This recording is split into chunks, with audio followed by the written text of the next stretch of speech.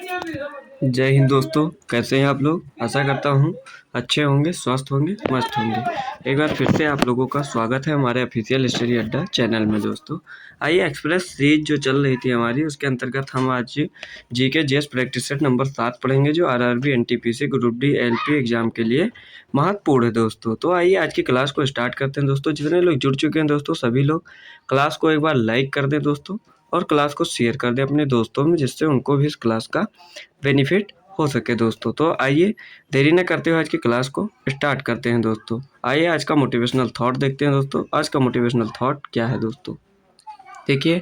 आज का motivational thought कह रहा है दोस्तों, हिम्मत मत खोना, अभी बहुत आगे जाना है। हिम्मत मत खोना, अभी बहुत आगे जाना है। उन्होंने कहा था तेरे बस की नहीं, अभी उन्हें भी करके दिखाना है दोस्तों। तो आइए आज का सबसे पहला क्वेश्चन दोस्तों, और बहुत ही महत्वपूर्ण दोस्तों परीक्षा की दृष्टि से, आइए देखते हैं पहला प्रश्न दोस्तों क्या कह रहा है। पहला प्रश्न कह रहा है कुटियाट्टम दोस्तों, क्या कह रहा है। कुटियाट्टम राज्य का एक कला शैली है जो यूनेस्को की मानवता की अमूर्त सांस्कृतिक विरासत की सूची में है दोस्तों। जो कुटियाट्टम है दोस्तों, वो कहाँ की एक कला शैली है दोस्तों। ऑप्शन है कर्नाटक, केरल, तमिलनाडु, तेलंगाना। तो दोस्तों इसका सही उत्तर क्या होगा दोस्तों, तो इसका सही उत्तर हो जाएगा दोस्तों केरल। कुटियाट्टम जो है केरल राज्य का एक कला शैली है दोस्तों। कहाँ का दोस्तों, केरल राज्य का कुटियाट्टम दोस्तों। आइए इसके बारे में देखते हैं दोस्तों क्या लिखा है। कुटियाट्टम संस्कृति रंगमंच थिएटर जो केरल में प्रचलित है, भारत की सबसे पुरानी जीवित नाट्य परंपराओं में से एक है। 2000 से अधिक वर्ष पहले उत्पन्न कुटियाट्टम संस्कृति श्रेणवाद के संश्लेषण का प्रतिनिधित्व करता है और केरल की स्थानीय परंपराओं को दर्शाता है। इसकी शैलीबद्ध और संहिताबद्ध रंगमंचीय भाषा में नेत्र अभिनय, आँख की अभिव्यक्ति और हस्त अभिनय मुद्राओं की भाषा प्रमुख है दोस्तों। तो ये जो कुटियाट्टम संस्कृति है वो कहाँ का है, कला शैली है दोस्तों, तो वो केरल की है दोस्तों। आइए अगला प्रश्न देखते हैं, प्रश्न नंबर 2 दोस्तों क्या कह रहा है। प्रश्न नंबर 2 दोस्तों कह रहा है हर्यक वंश की स्थापना किसके द्वारा की गई थी। जो हर्यक वंश था दोस्तों, उसकी स्थापना किसके द्वारा की गई थी। उदयन, अजातशत्रु, बिंबिसार या शिशुनाग। तो दोस्तों जो हमारा हर्यक वंश है उसकी स्थापना बिंबिसार के द्वारा की गई थी। किसके द्वारा, बिंबिसार। ऑप्शन नंबर 3 प्रश्न नंबर 2 का बिल्कुल करेक्ट आंसर हो जाएगा ऑप्शन नंबर 3 दोस्तों। आइए देखते हैं हर्यक वंश जो है दोस्तों, हर्यक वंश की स्थापना बिंबिसार ने की थी। उसने 543 ईसा पूर्व से 491 ईसा पूर्व तक मगध साम्राज्य पर शासन किया था दोस्तों। किसने, बिंबिसार ने। और हर्यक वंश की स्थापना की थी किसने, बिंबिसार ने। बिंबिसार गौतम बुद्ध के सबसे महान संरक्षकों में से एक थे। जो बिंबिसार थे वो गौतम बुद्ध के सबसे महान संरक्षकों में से एक थे। मगध की राजधानी क्या थी दोस्तों, तो राजगृह थी। बिंबिसार की हत्या उसके बेटे अजातशत्रु ने की थी। किसने की थी दोस्तों बिंबिसार की हत्या, उसके बेटे अजातशत्रु ने की। हत्या करने के बाद अजातशत्रु जो था वो गद्दी पे बैठ गया था दोस्तों। आइए अगला प्रश्न देखते हैं, प्रश्न नंबर 3 दोस्तों क्या कह रहा है। प्रश्न नंबर 3 कह रहा है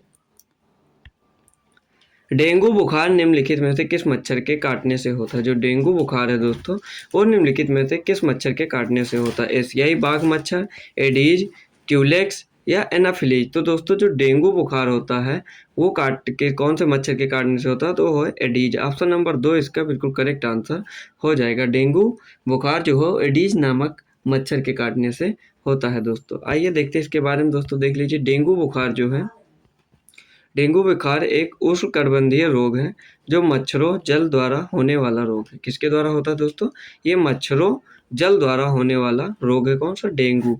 यह डेंगू वायरस के कारण होता है। डेंगू वायरस DEN एक छोटा एकल रज्जुक RNA वायरस है जिसमें 4 अलग अलग सीरोटाइप होते हैं। डेंगू एडीज किस्म के मादा मच्छरों की कई प्रजातियों से फैलता है, विशेष रूप से एडीज इजिप्टी दोस्तों। कौन सा मच्छर, एडीज इजिप्टी से डेंगू रोग फैलता है दोस्तों। ऑप्शन में एडीज था इसलिए उसका ऑप्शन नंबर एडीज, ऑप्शन नंबर 2 उसका बिल्कुल करेक्ट आंसर हो जाएगा। आइए प्रश्न नंबर 4 दोस्तों देखते हैं क्या कह रहा है। प्रश्न नंबर 4, प्रश्न नंबर 4 कह रहा है ताप्ती और नर्मदा नदियां निम्नलिखित में से किसमें गिरती हैं। जो ताप्ती और नर्मदा नदियां हैं वो निम्नलिखित में से किसमें गिरती हैं। बंगाल की खाड़ी में, अरब सागर में, हिंद महासागर में या प्रशांत महासागर में। तो दोस्तों जो ताप्ती और नर्मदा नदियां हैं वो गिरती हैं कहाँ पे, तो गिरती हैं अरब सागर में। कहाँ पे दोस्तों, अरब सागर में ताप्ती और नर्मदा नदियां गिरती हैं। कहाँ पे, अरब सागर में। ऑप्शन नंबर 2 प्रश्न नंबर 4 का बिल्कुल करेक्ट आंसर हो जाएगा दोस्तों। आइए देखते हैं प्रश्न नंबर 5 दोस्तों क्या कह रहा है। प्रश्न नंबर 5 क्या कह रहा है। प्रश्न नंबर 5 कह रहा है प्रकाशिक तंतु निम्नलिखित में से किस सिद्धांत पर कार्य करता है। दोस्तों प्रकाशिक तंतु जो है वो निम्नलिखित में से किस सिद्धांत पर कार्य करता है। प्रकीर्णन, व्यक्तीकरण, पूर्ण आंतरिक परावर्तन या अपवर्तन। तो दोस्तों जो प्रकाशिक तंतु है वो कार्य करता है पूर्ण आंतरिक परावर्तन। ऑप्शन नंबर 3 इसका बिल्कुल करेक्ट आंसर हो जाएगा। पूर्ण आंतरिक परावर्तन पे प्रकाशिक तंतु कार्य करता है दोस्तों। आइए प्रश्न नंबर 6 देखते हैं दोस्तों प्रश्न नंबर 6 देखने से पहले जितने लोग जुड़े हैं दोस्तों कम से कम सभी लोग क्लास को लाइक कर दीजिए और एक बार क्लास कैसी है दोस्तों एक बार आप लोग कमेंट में जरूर बताइए दोस्तों। क्वेश्चन समझ में आ रहे हैं आप लोगों को जरूर बताइएगा दोस्तों, ये आप लोग कमेंट में जरूर बताइए। क्लास को शेयर भी जरूर कर दीजिए दोस्तों। जितने लोग नए हैं दोस्तों चैनल को सब्सक्राइब कर लीजिए और बेल आइकन प्रेस कर लीजिए दोस्तों। आइए प्रश्न नंबर 6 दोस्तों देखते हैं क्या कह रहा है। प्रश्न नंबर 6 हमारा कह रहा है निम्नलिखित में से कौन सा कर प्रत्यक्ष कर है। निम्नलिखित में से कौन सा कर प्रत्यक्ष कर है दोस्तों। जितने लोगों को पता है दोस्तों ऑप्शन कमेंट करिए दोस्तों। ऑप्शन है सेवा कर, मनोरंजन कर, निगम कर, बिक्री कर। तो दोस्तों जो प्रत्यक्ष कर है वो है हमारा निगम कर। कौन सा दोस्तों, निगम कर जो है ऑप्शन नंबर 3 जो निगम कर है दोस्तों ये हमारा प्रत्यक्ष कर है। कौन सा कर है दोस्तों, ये हमारा प्रत्यक्ष कर है, निगम कर दोस्तों। आइए दोस्तों देखते हैं प्रत्यक्ष करों का भुगतान करदाता द्वारा सीधे सरकार को किया जाता है। क्या कर दोस्तों, जो निगम कर का भुगतान, जो प्रत्यक्ष करों का भुगतान करदाता द्वारा सीधे सरकार को किया जाता है उस कर का दायित्व साथ ही उसे चुकाने का बोझ एक ही व्यक्ति पर रहता है।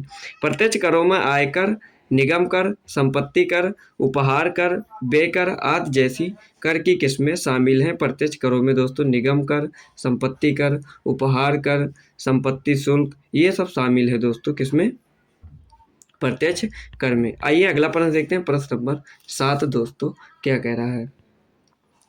प्रश्न नंबर 7 कह रहा है पृथ्वी की सतह की सबसे ऊपरी परत को क्या कहा जाता है।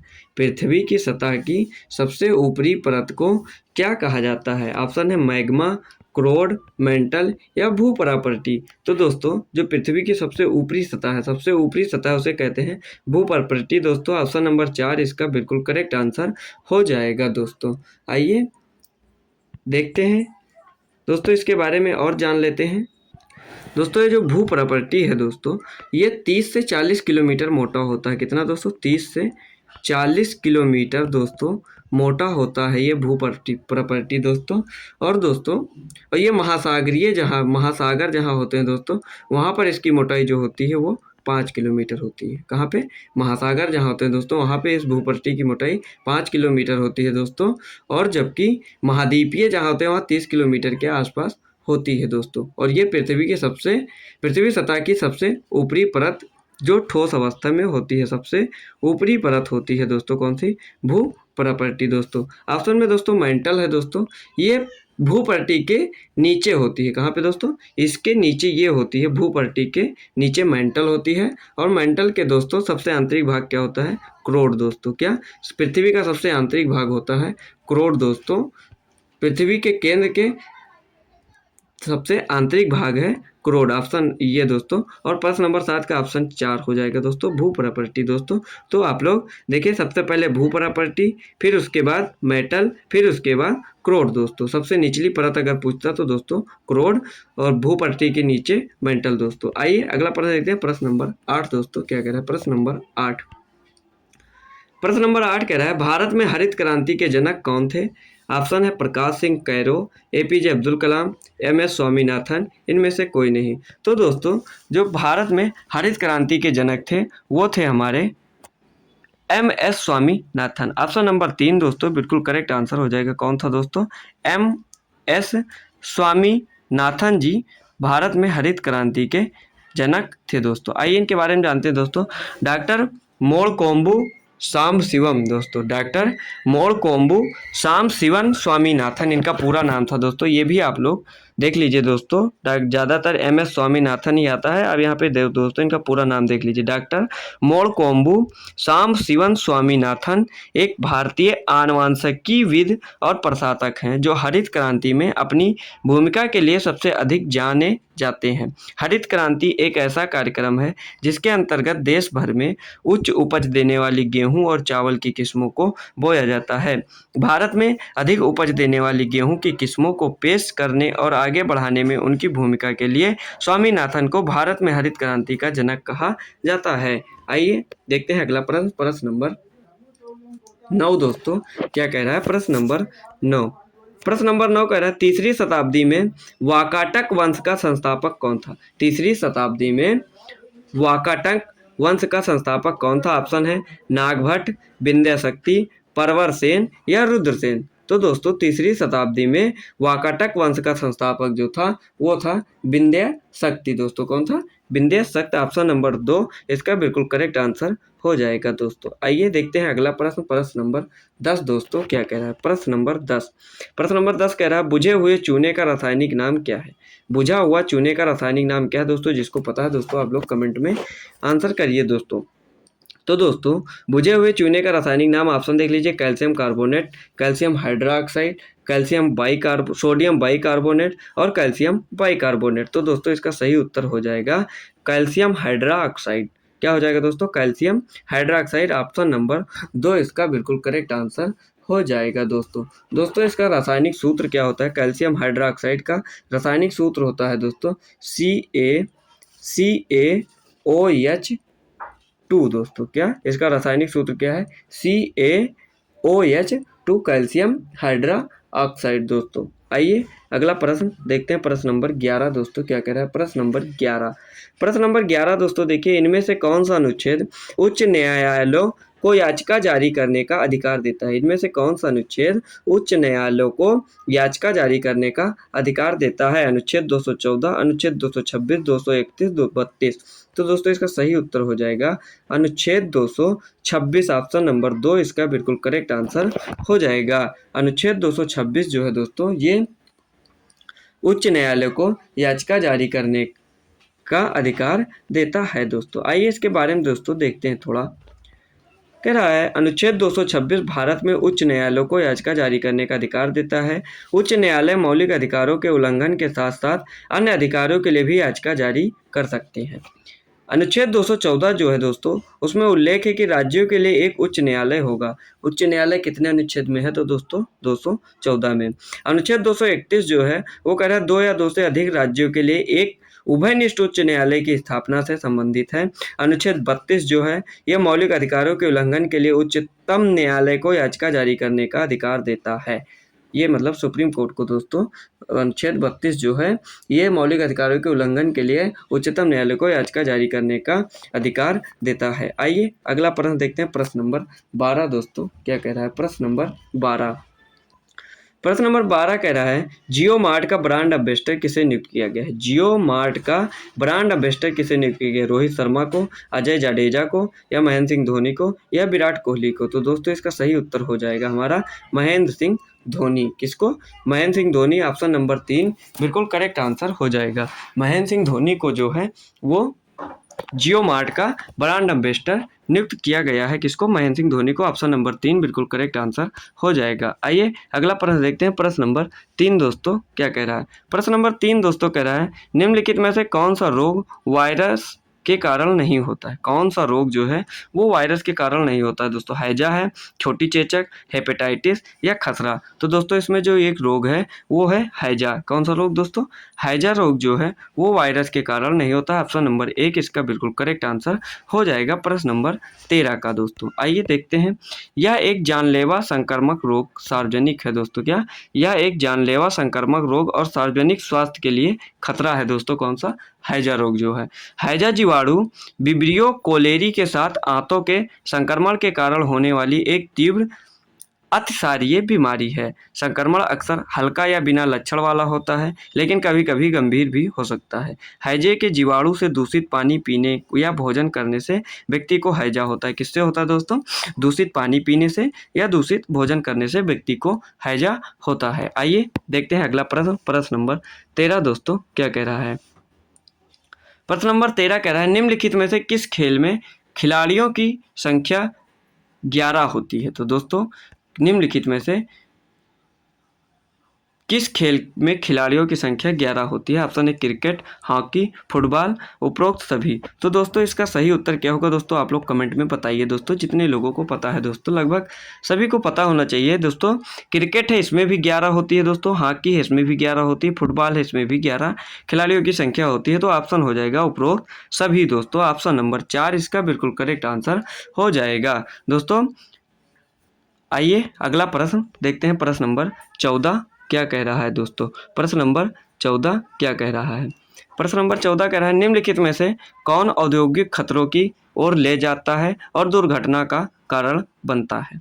दोस्तों निम्नलिखित में से कौन औद्योगिक खतरों की ओर ले जाता है और दुर्घटनाओं का कारण बनता है? ऑप्शन है शोर और कंपन, खराब रोशनी और खराब वायु संचालन, ऊष्मा और आर्द्रता, ये सभी। तो दोस्तों इसका सही उत्तर हो जाएगा ये सभी। ऑप्शन नंबर 4 दोस्तों बिल्कुल करेक्ट आंसर है दोस्तों। औद्योगिक खतरों की ओर ले जाता है और दुर्घटनाओं का कारण बनता है दोस्तों। शोर और कंपन भी दुर्घटना का कारण बनेगा, खराब रोशनी और वायु संचालन भी, और ऊष्मा और आर्द्रता भी। इसलिए 14 का आंसर 4 हो जाएगा बिल्कुल करेक्ट दोस्तों। आइए दोस्तों अगला प्रश्न देखते हैं।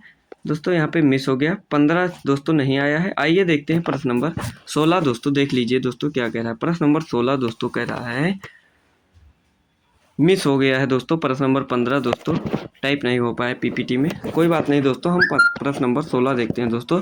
प्रश्न नंबर 16 कह रहा है, माउंट एवरेस्ट पर चढ़ने वाली तमिलनाडु की पहली महिला कौन बनी? माउंट एवरेस्ट पर चढ़ने वाली तमिलनाडु की पहली महिला कौन बनी थी दोस्तों? ऑप्शन देख लीजिए दोस्तों, मीरा राघवन, ऐश्वर्या श्रीनिवासन, मुथुमित सेल्वी या गायत्री वेंकटेश। तो दोस्तों इसका सही उत्तर जो है वो हो जाएगा, क्या हो जाएगा दोस्तों? मुथुमित सेल्वी। कौन से दोस्तों? मुथुमित सेल्वी जो है माउंट एवरेस्ट पर चढ़ने वाली तमिलनाडु की पहली महिला है। ऑप्शन नंबर 3 बिल्कुल करेक्ट आंसर हो जाएगा दोस्तों। आइए इनके बारे में देखते हैं दोस्तों, ये कौन थी। तो दोस्तों जो मुथुमित सेल्वी हैं, ये जून 2023 में माउंट एवरेस्ट पर चढ़ने वाली तमिलनाडु की पहली महिला बनी थी दोस्तों। कब चढ़ी थी? जून 2023 में। आइए अगला प्रश्न देखते हैं, प्रश्न नंबर 17 दोस्तों क्या कह रहा है। प्रश्न नंबर 17 कह रहा है, भारत के संविधान का अनुच्छेद 17 डैश के उन्मूलन से संबंधित है। जो भारत के संविधान अनुच्छेद 17 जो दोस्तों है वो डैश किस उन्मूलन से संबंधित है? ऑप्शन है सती, गुलामी, अस्पृश्यता या उपाधि। तो दोस्तों इसका सही उत्तर हो जाएगा अस्पृश्यता जो है दोस्तों, ये अनुच्छेद 17 से संबंधित है दोस्तों। आइए देखते हैं, अनुच्छेद 17 जो है दोस्तों ये अस्पृश्यता का उन्मूलन करता है और किसी भी रूप में इसके अभ्यास को निषेध करता है।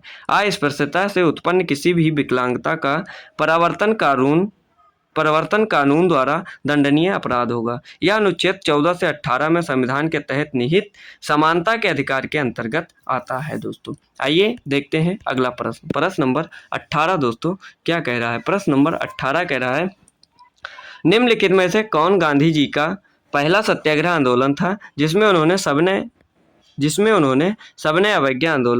सबने अवज्ञा का इस्तेमाल किया था दोस्तों? ऑप्शन है चंपारण, खेड़ा, अहमदाबाद, रॉलेट सत्याग्रह। तो दोस्तों इसका सही उत्तर हो जाएगा चंपारण। ऑप्शन नंबर 1 बिल्कुल करेक्ट आंसर हो जाएगा दोस्तों। चंपारण सत्याग्रह जो था वो महात्मा गांधी द्वारा शुरू किया गया था दोस्तों। ये भारत का पहला सविनय अवज्ञा आंदोलन के रूप में जाना जाता है। कौन? चंपारण दोस्तों।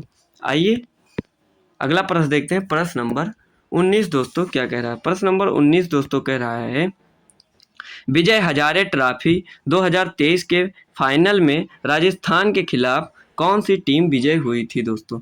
क्या है दोस्तों? विजय हजारे ट्रॉफी 2023 के फाइनल में राजस्थान के खिलाफ कौन सी टीम विजय हुई थी दोस्तों? ऑप्शन है हरियाणा, मुंबई, दिल्ली, बेंगलुरु। तो दोस्तों इसका सही उत्तर हो जाएगा हरियाणा। ऑप्शन नंबर 1 बिल्कुल करेक्ट आंसर हो जाएगा दोस्तों। आइए अगला प्रश्न देखते हैं, प्रश्न नंबर 20 दोस्तों क्या कह रहा है। प्रश्न नंबर 20 दोस्तों कह रहा है भारत के राष्ट्रपति में कितनी वीटो शक्तियां निषेधाधिकार निहित हैं दोस्तों।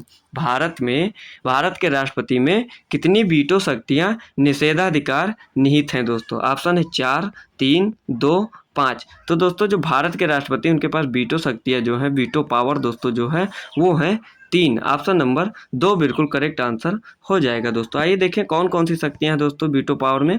तो राष्ट्रपति के पास 3 वीटो शक्तियां हैं जो अर्थात अत्यंतिक वीटो दोस्तों। आइए देख लेते हैं दोस्तों कौन कौन से हैं दोस्तों। इसमें पहला है आत्यंतिक वीटो, दूसरा है निलंबनकारी वीटो और तीसरा है पॉकेट वीटो। आइए अगला प्रश्न देखते हैं, प्रश्न नंबर 21 दोस्तों क्या कह रहा है। प्रश्न नंबर 21 हमारा कह रहा है दोस्तों, क्या कह रहा है प्रश्न नंबर 21 दोस्तों कह रहा है निम्नलिखित में से किसने हर्षवर्धन को पराजित किया जब उसने दक्कन में चालुक्य साम्राज्य पर आक्रमण किया था। निम्नलिखित में से किसने जो है हर्षवर्धन को पराजित किया जब उसने दक्कन में चालुक्य साम्राज्य पर आक्रमण किया था। ऑप्शन 1 है मंगलेशा, विक्रमादित्य प्रथम, कीर्तिवर्मन प्रथम, पुलकेशिन द्वितीय। तो दोस्तों इसका सही उत्तर हो जाएगा पुलकेशिन द्वितीय। ऑप्शन नंबर 4 इसका बिल्कुल करेक्ट आंसर हो जाएगा। पुलकेशिन द्वितीय जो थे दोस्तों इन्होंने चालुक्य साम्राज्य पर आक्रमण किया था। ऑप्शन नंबर 4 बिल्कुल करेक्ट आंसर हो जाएगा दोस्तों। देख लीजिए दोस्तों पुलकेशिन द्वितीय जो है, पुलकेशिन द्वितीय ने हर्षवर्धन को पराजित किया जब उसने दक्कन में चालुक्य साम्राज्य पर आक्रमण किया। चालुक्य वंश के राजा पुलकेशिन द्वितीय ने हर्षवर्धन को पराजित किया जब उसने भारत के दक्षिणी प्रायद्वीपीय में अपने साम्राज्य का विस्तार करने की मांग की थी दोस्तों। आइए अगला प्रश्न देखते हैं, प्रश्न नंबर 22 दोस्तों क्या कह रहा है। प्रश्न नंबर 22 कह रहा है प्रतिहार वंश का संस्थापक कौन था दोस्तों। प्रतिहार वंश का संस्थापक कौन था दोस्तों, ये आपसे पूछा गया है प्रश्न में दोस्तों। देख लीजिए ऑप्शन नरसिंहदेव प्रथम, नागभट्ट प्रथम या हर्षवर्धन या रामचंद्र। तो दोस्तों जो प्रतिहार वंश का संस्थापक था दोस्तों वो था हमारा नागभट्ट प्रथम दोस्तों। ऑप्शन नंबर 2 बिल्कुल करेक्ट आंसर हो जाएगा दोस्तों। आइए इनके बारे में देखते हैं दोस्तों क्या कह रहा है। नागभट्ट प्रथम जो हैं गुर्जर प्रतिहार वंश के संस्थापक थे। प्रतिहार वंश 8वीं से 11वीं शताब्दी ईस्वी प्रतिहारों का भी नाम बदलकर गुर्जर रखा गया दोस्तों। इसमें जो 8वीं 11वीं शताब्दी थी इसमें प्रतिहारों का नाम बदलकर गुर्जर रखा गया था। 8वीं और 11वीं शताब्दी ईस्वी के बीच उन्होंने उत्तरी और पश्चिमी भारत पर शासन किया था दोस्तों। किसने? नागभट्ट प्रथम ने। आइए अगला प्रश्न देखते हैं, प्रश्न नंबर 23 दोस्तों क्या कह रहा है। प्रश्न नंबर 23 दोस्तों क्या कह रहा है। प्रश्न नंबर 23 दोस्तों कह रहा है जीडीपी सकल देशी उत्पादन क्या है। जीडीपी सकल देशी उत्पाद, इसका सकल देशी उत्पाद जो है दोस्तों ये क्या है। एक वर्ष की अवधि में देश के घरेलू क्षेत्र में उत्पादित सभी अंतिम माल और सेवाओं का मूल्य। Option number 1। ऑप्शन नंबर 2 दोस्तों कह रहा है एक वर्ष की अवधि में देश के नागरिकों द्वारा उत्पादित सभी अंतिम माल और सेवाओं का मूल्य दोस्तों। ऑप्शन नंबर 3 दोस्तों कह रहा है एक वर्ष की अवधि में देश के घरेलू क्षेत्र के भीतर उत्पादित सभी मध्यवर्ती वस्तुओं और सेवाओं का मूल्य। ऑप्शन नंबर 4 कह रहा है 10 वर्ष की अवधि में देश के घरेलू क्षेत्र के भीतर उत्पादित सभी अंतिम माल और सेवाओं का मूल्य। तो दोस्तों इसका सही उत्तर क्या हो जाएगा दोस्तों। तो इसका सही उत्तर हो जाएगा ऑप्शन नंबर 1। एक वर्ष की अवधि में देश के घरेलू क्षेत्र में उत्पादित सभी अंतिम माल और सेवाओं का मूल्य। ऑप्शन नंबर 1 बिल्कुल करेक्ट आंसर हो जाएगा प्रश्न नंबर 23 का। आइए प्रश्न नंबर 24 दोस्तों देखते हैं क्या कह रहा है। प्रश्न नंबर 24 दोस्तों कह रहा है प्री इन्वेंट शिखर सम्मेलन जैव प्रौद्योगिकी विकसित भारत के लिए नवाचार और कल्याण का मार्ग को किसने प्रस्तुतः संबोधित किया। ऑप्शन देख लीजिए दोस्तों भूपेंद्र पटेल, डॉक्टर मनसुख मंडाविया या जितेंद्र सिंह या नितिन गडकरी। तो दोस्तों इसका सही उत्तर हो जाएगा डॉक्टर मनसुख मंडाविया दोस्तों जो थे इन्होंने प्री इवेंट शिखर सम्मेलन जैव प्रौद्योगिकी विकसित भारत के लिए नवाचार और कल्याण का मार्ग इन्होंने वस्तुतः संबोधित किया था। किसने? Option number 2 doctor Mansukh Mandaviya ने दोस्तों। देख लीजिए दोस्तों, देखिए दोस्तों कह रहा है केंद्रीय स्वास्थ्य और परिवार कल्याण मंत्री डॉक्टर मनसुख मंडाविया ने विज्ञान भवन साइंस सिटी अहमदाबाद गुजरात में गुजरात के मुख्यमंत्री श्री भूपेंद्र पटेल की उपस्थिति में प्री इवेंट शिखर सम्मेलन जैव प्रौद्योगिकी विकसित भारत के लिए नवाचार और कल्याण का मार्ग को वस्तुतः संबोधित किया था। किसने? स्वास्थ्य और परिवार कल्याण मंत्री डॉक्टर मनसुख मंडाविया ने दोस्तों। आइए अगला प्रश्न देखते हैं, प्रश्न नंबर 25 दोस्तों क्या कह रहा है। प्रश्न नंबर 25 कह रहा है, सर्दियों के मौसम के दौरान भारत के उत्तरी पश्चिम भाग से वर्षा होती है। तड़ित झंझा, मानसून का निवर्तन, पश्चिमी विक्षोभ या उष्णकटिबंधीय चक्रवात। तो दोस्तों इसका सही उत्तर हो जाएगा पश्चिमी विक्षोभ, ऑप्शन नंबर 3। पश्चिमी विक्षोभ जो है दोस्तों, इसके कारण भारत के पश्चिमी भाग में वर्षा होती है दोस्तों। आइए देखते हैं प्रश्न नंबर 26 दोस्तों क्या कह रहा है। प्रश्न नंबर 26 दोस्तों कह रहा है, राष्ट्र संसद के दोनों सदनों द्वारा पारित किए जाने और डैश द्वारा सहमति दिए जाने के बाद एक विधेयक संसद के एक अधिनियम बन जाता है। तो दोस्तों डैश में क्या भरा जाएगा, ऑप्शन में देख लीजिए, उपराष्ट्रपति, राष्ट्रपति, प्रधानमंत्री, लोकसभा अध्यक्ष। तो दोस्तों इसका सही उत्तर हो जाएगा ऑप्शन नंबर 2 दोस्तों, ऑप्शन नंबर 2। राष्ट्रपति द्वारा सहमति दिए जाने के बाद एक विधेयक संसद का एक अधिनियम बन जाता है दोस्तों। ऑप्शन नंबर 2 इसका बिल्कुल करेक्ट आंसर हो जाएगा। आइए प्रश्न नंबर 27 देखते हैं दोस्तों क्या कह रहा है। प्रश्न नंबर 27 दोस्तों देखिए, बहुत अच्छा सवाल दोस्तों। प्रश्न नंबर 27 लगभग सभी को पता होगा। निम्नलिखित में से कौन सा हिंदू त्यौहार हिंदू कैलेंडर के अंतिम मास में बनाया जाता है। कौन सा त्यौहार है जो हिंदू कैलेंडर के अंतिम मास में बनाया जाता है। होली, मकर संक्रांति, रक्षाबंधन या दिवाली। तो दोस्तों इसका सही उत्तर हो जाएगा होली। होली जो है दोस्तों फागुन मास में मनाई जाती है हिंदू कैलेंडर के अंतिम मास में दोस्तों। ऑप्शन नंबर 1 बिल्कुल करेक्ट आंसर हो जाएगा दोस्तों। देखिए दोस्तों, होली जो हिंदू कैलेंडर के अंतिम महीने में मनाई जाती है, इसे फागुन मास में मनाया जाता है दोस्तों। दोस्तों इसका सही उत्तर हो जाएगा होली दोस्तों। ऑप्शन नंबर 1 जो होली है दोस्तों, ये फागुन मास में मनाई जाती है दोस्तों। कब मनाई जाती है दोस्तों, फागुन मास में मनाई जाती है। मकर संक्रांति जो है दोस्तों, ये कब मनाई जाती है, तो मकर संक्रांति माघ मास में मनाई जाती है। कब मनाई जाती है दोस्तों, ये माघ मास में मनाई जाती है। रक्षाबंधन जो है दोस्तों, ये श्रावण मास में मनाया जाता है। श्रावण मास में कब दोस्तों, श्रावण मास में। और दिवाली जो है ये कार्तिक मास में मनाई जाती है दोस्तों, आपकी दिवाली दोस्तों। आइए अगला प्रश्न देखते हैं दोस्तों। अगला प्रश्न नंबर 28 दोस्तों क्या कह रहा है। प्रश्न नंबर 28 दोस्तों हमारा क्या कह रहा है। प्रश्न नंबर 28 कह रहा है, अपेक्षाकृत समतल भूमि के व्यापक ऊंचाई वाले क्षेत्र को क्या कहा जाता है। पठार, हिमनद, पर्वत या अनूप झील। तो दोस्तों इसका सही उत्तर हो जाएगा पठार। ऑप्शन नंबर 1 बिल्कुल करेक्ट आंसर हो जाएगा दोस्तों। आइए अगला देखते हैं प्रश्न नंबर 29 दोस्तों क्या कह रहा है। प्रश्न नंबर 29 दोस्तों कह रहा है, पंडित बिरजू महाराज नृत्य के प्रतिपादक थे। पंडित बिरजू महाराज जो थे वो किस नृत्य के प्रतिपादक थे। कथक, कथकली या कुचिपुड़ी या ओडिसी। तो दोस्तों इसका सही उत्तर हो जाएगा कथक। ऑप्शन नंबर 1 बिल्कुल करेक्ट आंसर हो जाएगा। पंडित बिरजू महाराज जो थे वो कथक के प्रतिपादक थे दोस्तों। आइए इनके बारे में देखते हैं दोस्तों।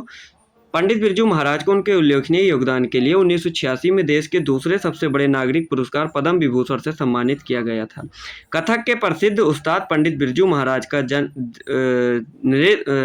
निधन जो था वो 17 जनवरी 2022 को 83 वर्ष की आयु में इनका निधन हो गया था दोस्तों। कब हुआ था, 17 जनवरी 2022 में दोस्तों। आइए देखते हैं अगला प्रश्न नंबर 30 दोस्तों क्या कह रहा है। प्रश्न नंबर 30 दोस्तों, प्रश्न नंबर 30 कह रहा है, पवन की चाल मापने के लिए प्रयोग किया जाने वाला उपकरण है। पवन की चाल मापने के लिए प्रयोग किया जाने वाला उपकरण कौन सा दोस्तों। बैरोमीटर, हाइड्रोगीटर या एनीमोमीटर या हाइड्रोमीटर। तो दोस्तों इसका सही उत्तर हो जाएगा एनीमोमीटर। ऑप्शन नंबर 3 बिल्कुल करेक्ट आंसर हो जाएगा दोस्तों।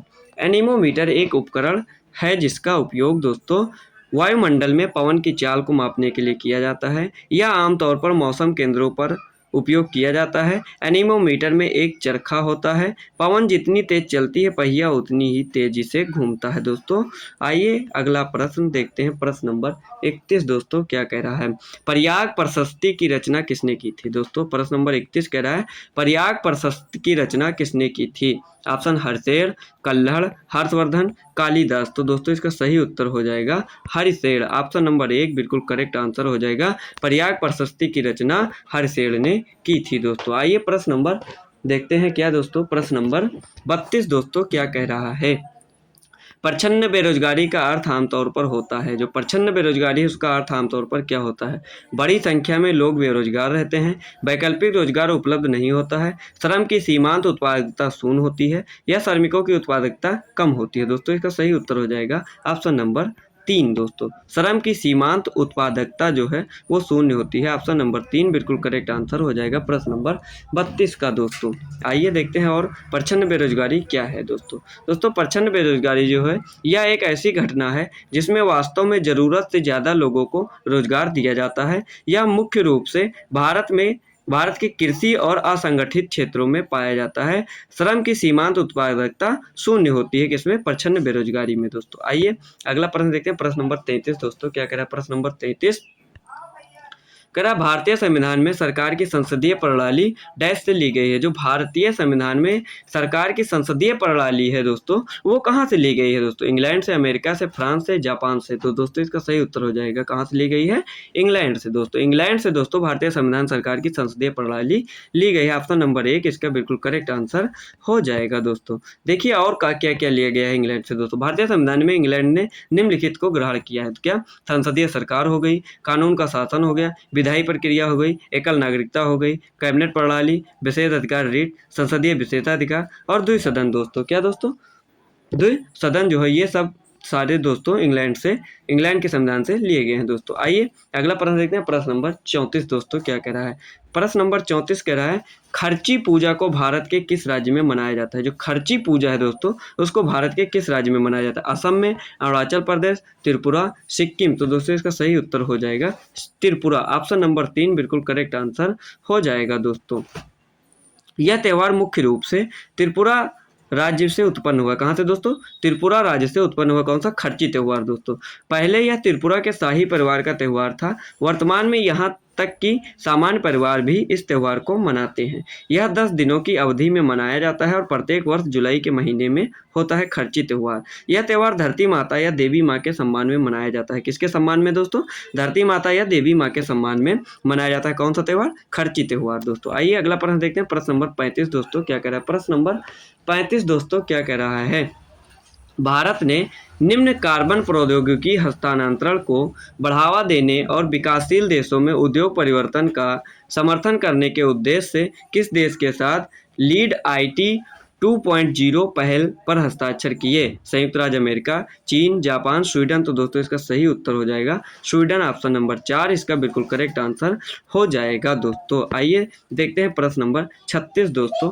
क्या कह रहा है प्रश्न नंबर 36 दोस्तों, कह रहा है 67वें राष्ट्रीय स्कूल खेल किस स्थान पर आयोजित हुए। जो 67वां राष्ट्रीय स्कूल खेल था वो किस स्थान पर आयोजित हुआ, जम्मू, लद्दाख, श्रीनगर या नई दिल्ली। तो दोस्तों इसका सही उत्तर हो जाएगा श्रीनगर। ऑप्शन नंबर 3 बिल्कुल करेक्ट आंसर हो जाएगा दोस्तों। श्रीनगर में 67वें राष्ट्रीय स्कूल खेल का आयोजित हुआ दोस्तों। आइए देखते हैं प्रश्न नंबर 37 दोस्तों। क्या कह रहा है प्रश्न नंबर 37 दोस्तों, क्या कह रहा है प्रश्न नंबर 37 कह रहा है प्रोपेन का आणविक सूत्र क्या है। प्रोपेन का आणविक सूत्र क्या है दोस्तों। ऑप्शन है C4H4, CH4, C2H6 या C3H8। तो दोस्तों प्रोपेन का आणविक सूत्र है C3H8। क्या दोस्तों, H8 सॉरी दोस्तों, प्रोपेन का आणविक सूत्र जो है वो है हमारा क्या दोस्तों, C3H8 दोस्तों। ऑप्शन नंबर 4 बिल्कुल करेक्ट आंसर हो जाएगा दोस्तों प्रश्न नंबर 37 का दोस्तों। आइए प्रश्न नंबर 38 दोस्तों देखते हैं क्या कह रहा है। प्रश्न नंबर 38 कह रहा है निम्नलिखित में से शिवालिक गिरिपाद के समांतर संकीर्ण पेटी कौन सी है जहां परिवर्तन पर्वत श्रेणियों से निकलती धाराएं और नदियां बड़े शैल और गोलाश्मों जैसी भारी सामग्रियों को निक्षेपित करती हैं। तराई, बांगर, भाबर, खादर। तो दोस्तों इसका सही उत्तर क्या होगा दोस्तों, आप लोग भी एक बार पढ़ लीजिए दोस्तों, फिर बताइए इसका सही उत्तर क्या होगा दोस्तों। तो इसका सही उत्तर हो जाएगा भाबर। ऑप्शन नंबर 3 बिल्कुल करेक्ट आंसर हो जाएगा दोस्तों। देख लीजिए दोस्तों इसके बारे में, भाबर ढलान के टूटने पर शिवालिक तलहटी के समांतर 8 से 10 किलोमीटर की एक संकीर्ण पेटी है। परिणाम स्वरूप पहाड़ों से निकलने वाली धाराएं और नदियां चट्टानों और पत्थरों की भारी सामग्री निक्षेपित कर देती हैं और कभी क्षेत्र में लुप्त हो जाती हैं। दोस्तों ये आज की क्लास का लास्ट क्वेश्चन था दोस्तों। आशा करता हूँ आपको वीडियो पसंद आई होगी दोस्तों।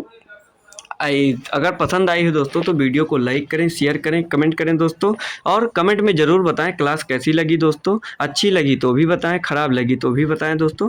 कमेंट ज़रूर करिए दोस्तों आप लोग। और जितने लोग हमारे ऑफिशियल स्टडी अड्डा चैनल टेलीग्राम चैनल से नहीं जुड़े हैं दोस्तों, सभी लोग उस पर ज़रूर जुड़ जाएँ दोस्तों। वहाँ पर आपको सभी प्रकार की जानकारियाँ उपलब्ध करवा दी जाती हैं दोस्तों। और दोस्तों आप लोगों के मन में होगा कि ये जीके जीएस प्रैक्टिस सेट जो है वो डेली नहीं हो पाती है दोस्तों, तो कुछ दोस्तों अपरिहार्य कारणों से डेली नहीं हो पाती है दोस्तों। हम जल्द ही इसको डेली कराने की कोशिश करेंगे दोस्तों।